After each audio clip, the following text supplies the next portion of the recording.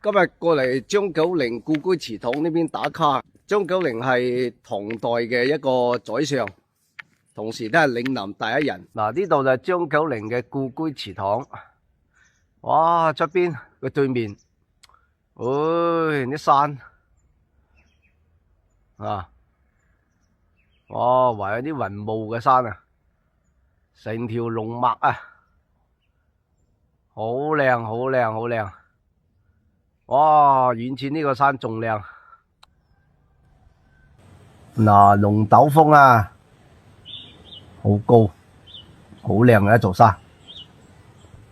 嚟到韶關始慶張九齡故居，佢啲又嚟井下溫泉呢，好近啊，2分鐘車程。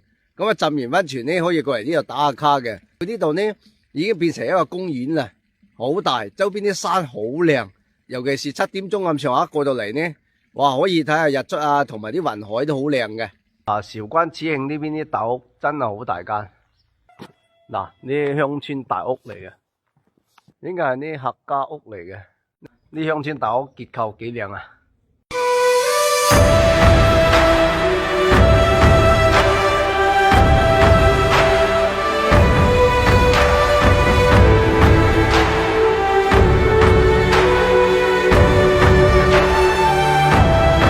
嗱，虎哥平時介紹咁多好玩好食嘅地方俾大家，如果大家出嚟食飯，記得嚟我間都會山莊啊！我哋都會山莊專食新鮮無花果雞，我足足俾成2斤嘅新鮮無花果兩煲湯，啖湯又潤又清甜。我哋仲有清湯羊食羊排，我哋今年呢用嫩羊嚟做清湯羊，啲嫩羊呢又唔酥又唔韌，而且仲有奶香味啊！不妨嚟我間都會山莊嘗試下啦，我喺都會山莊等你哋啊！